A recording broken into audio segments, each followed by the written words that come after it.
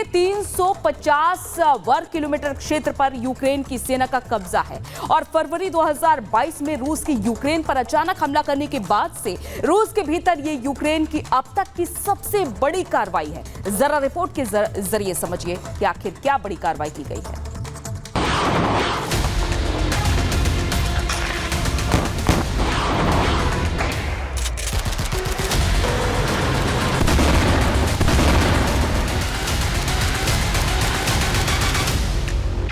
Ukraine और रूस के बीच पिछले करीब 2.5 वर्षों से चल रही जंग में अब नया मोड़ आ चुका है, जब यूक्रेन की सेना अंतर्राष्ट्रीय सीमा पार करके रूसी क्षेत्र में 30 किलोमीटर से अधिक अंदर घुस चुकी है।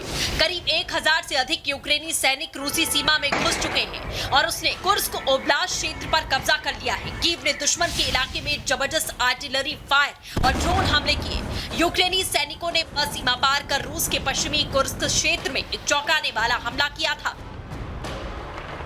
इस हमले के बाद यूक्रेन के सैनिक कई किलोमीटर तक रूस के भीतर घुस चुके हैं। रूस ने आगे बढ़ रहे यूक्रेनी सैनिकों को रोकने के लिए tank, rocket launcher, aviation unit, सैनिकों और उपकरणों की तैनाती कर दी है। रूस ने कुर्स्क क्षेत्र में स्थिति को देखते हुए आपातकाल का ऐलान किया।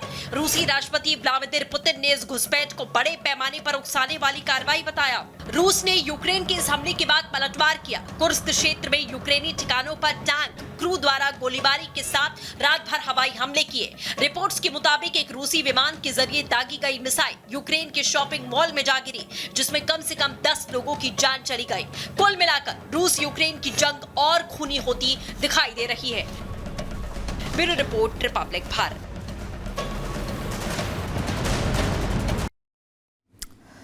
तो जमीन के टुकड़े की लड़ाई हर तरफ देखी जा रही है, चाहे वो रूस यूक्रेन ही क्यों ना हो। और अब आपको बताते हैं कि आखिर कहां तक है घुसपैठ। 27 किलोमीटर अंदर तक ये घुसपैठ देखी जा रही है।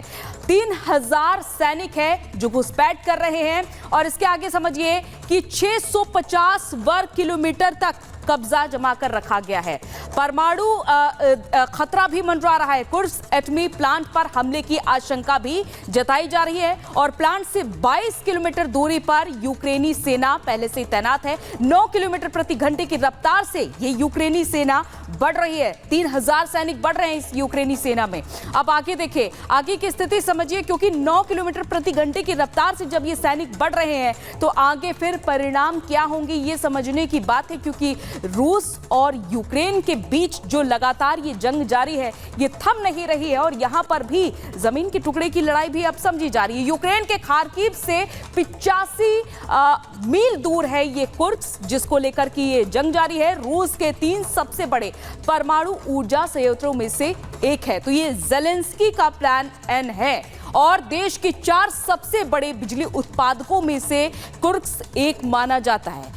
पुतिन ने यूक्रेन की उकसावे वाली कार्रवाई बताया है, इसे यूक्रेन की उकसावे वाली कार्रवाई बता रहे हैं। पुतिन पश्चिमी देशों को चेतावनी पहले ही दे चुके हैं और पुतिन ने परमाणु हमले की धमकी दे भी रखी है। और आगे समझिए, क्योंकि इस तरह की अब स्थिति जब बन रही है तो आखिर इन दोनों देशों के बीच तनाव के बाद बाकी जो पड़ोसी देश है उन पर इसका क्या परिणाम देखने को मिलेगा। एक तरफ है ज़ेलेंस्की का प्लान एन, तो दूसरी तरफ पुतिन ने परमाणु हमले की धमकी दे रखी है। तो कुर्स्क को लेकर यहां पर यह तनाव जारी है और आगे आप देख भी पा रहे हैं कि लगातार एक दूसरे पर हमले भी किए जा रहे हैं। तो ये इस तरह की स्थिति बनी हुई है। और अब देखिए, अब बात करते हैं दिल्ली की, जहां दिल्ली के मॉडल टाउन में अचानक से एक इमारत गिरी और एक व्यक्ति की मौत हो जाती है। 1 मिनट में पूरी रिपोर्ट आपको दिखाते हैं। मानसून की बारिश दिल्ली के लिए मुसीबत बन गई है। ये तस्वीरें दिल्ली के मॉडल टाउन इलाके की है। भारी बारिश के बाद महेंद्रू इनक्लेव में शाम में एक इमारत फरफराकर गिर गई। बिल्डिंग के मलबे में 3 मजदूर दब गए। लोगों ने तुरंत फायर ब्रिगेड पुलिस को सूचना दी। थोड़ी देर बाद मौके पर एनडीआरएफ के जवान भी पहुंच गए। मलबे में दबे 3 मजदूरों का रेस्क्यू कर अस्पताल भेजा गया। हालांकि एक मजदूर की जान नहीं बचाई जा सकी। फायर ब्रिगेड के मुताबिक इमारत काफी पुरानी थी। इसके ऊपर एक मोबाइल टावर भी लगा हुआ था। दिल्ली में पिछले कुछ दिनों से लगातार बारिश हो रही है। पिछले 2-3 दिनों में भारी बारिश की वजह से दिल्ली के कई इलाकों में जल भराव के हालात देखने को मिल रहे हैं। ज्यादा बारिश होने के कारण कई जगह अंडरपास में पानी भरा हुआ है और जगह जगह ट्रैफिक जाम भी देखने को मिल रहा है। कुछ दिनों पहले दिल्ली के राजेंद्र नगर में भारी बारिश के बाद सड़कों पर पानी भर गया। इसके बाद एक कोचिंग सेंटर के बेसमेंट में पानी भरने से 3 छात्रों की मौत हो गई थी। दिल्ली हाईकोर्ट ने दिल्ली सरकार और एमसीडी को फटकार लगाते हुए कहा था कि राजधानी का इंफ्रास्ट्रक्चर पूरी तरह से चरमरा गया है। और इधर महाराष्ट्र में उद्धव गुट और राज ठाकरे के बीच लगातार जो लड़ाई है वो सामने अब खुलकर आ चुकी है, क्योंकि पहले उद्धव गुट ने जहां राज ठाकरे की गाड़ी पर सुपारी फेंकी तो वहीं उद्धव गुट की सभा में भी राज ठाकरे के कार्यकर्ताओं ने हंगामा कर दिया। देखिए इसी से जुड़ी हमारी 1 मिनट में पूरी खबर। महाराष्ट्र के ठाणे में गडकरी रंगटैन थिएटर में उद्धव ठाकरे की सभा से पहले हंगामा हो गया। महाराष्ट्र नवनिर्माण सेना कार्यकर्ताओं ने कार्यक्रम स्थल पर अफरा तफरी मचा दी। मनसे कार्यकर्ताओं ने कार्यक्रम स्थल पर चूड़ियां और टमाटर फेंके और हंगामा किया। उद्धव ठाकरे के हॉल में प्रवेश करने के बाद विरोधी दल के कार्यकर्ता सीधे हॉल में घुस गए। करीब 50 से 60 लोग बताए जा रहे हैं। इन सभी लोगों ने उद्धव ठाकरे का विरोध किया। दरअसल राज ठाकरे ने मराठवाड़ा दौरा खत्म होते वक्त शरद पवार और उद्धव ठाकरे को सीधे तौर पर चेतावनी दी थी। राज ठाकरे ने कहा था कि मेरी गाड़ी पर सुपारी नहीं फेंकनी चाहिए थी, नहीं तो मुझे नहीं पता कि मेरे बच्चे क्या करेंगे। दरअसल जब एमएनएस प्रमुख राज ठाकरे महाराष्ट्र दौरे पर थे तो शिवसेना यूबीटी के कार्यकर्ताओं ने राज ठाकरे के काफिले पर सुपारी फेंकी थी। ऐसा माना जा रहा है कि इसी का बदला लेने के लिए एमएनएस कार्यकर्ताओं ने ऐसा किया है। मौके पर पहुंची पुलिस को स्थिति पर काबू पाने के लिए कड़ी मशक्कत करनी पड़ी।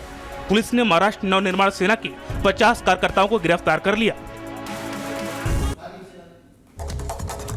और एक खबर सामने आई है मध्य प्रदेश के अगर मालवा से, जहां खराब चिकन को लेकर के बवाल मच गया। दुकानदार और ग्राहक के बीच मारपीट शुरू हो गई और गुस्साए ग्राहक ने दुकानदार के घर में आग लगा दी। देखिए इसी से जुड़ी 1 मिनट में पूरी खबर।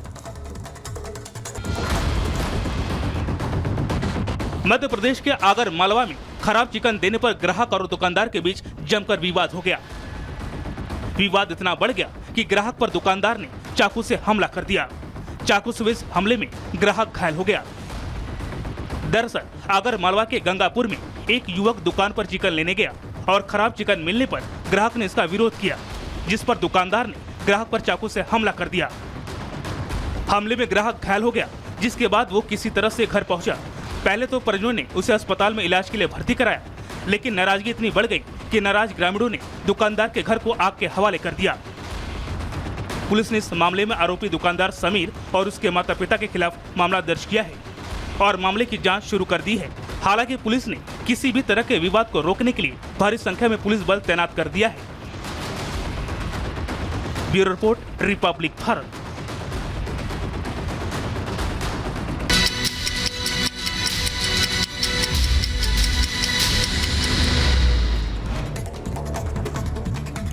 दिल्ली के मॉडल टाउन में भारी बारिश के बाद महेंद्रू एन्क्लेव में एक इमारत भरभरा कर गिरी। हादसे में एक मजदूर की मौत। मलबे में 3 मजदूरों को रेस्क्यू कर मलबे से निकाला गया।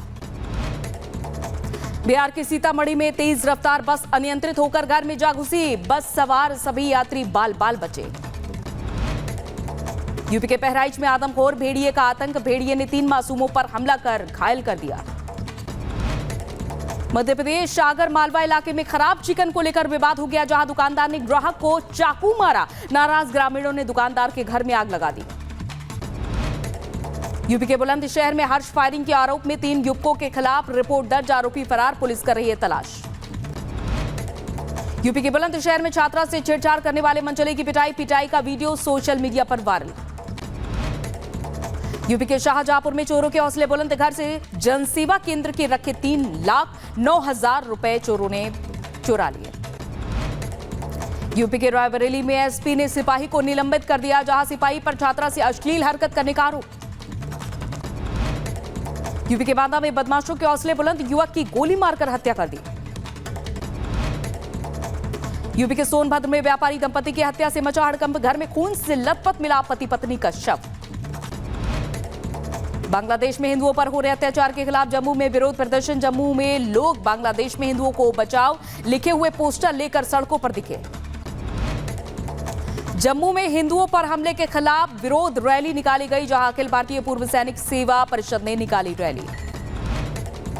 यूपी के संभल में भी हिंदू संगठनों ने निकाला आक्रोश मार्च। पीएम के नाम एसडीएम को सौंपा ज्ञापन। प्रधानमंत्री मोदी से हस्तक्षेप कर हिंसा झेल रहे हिंदुओं को भारत मिलाने की मांग की।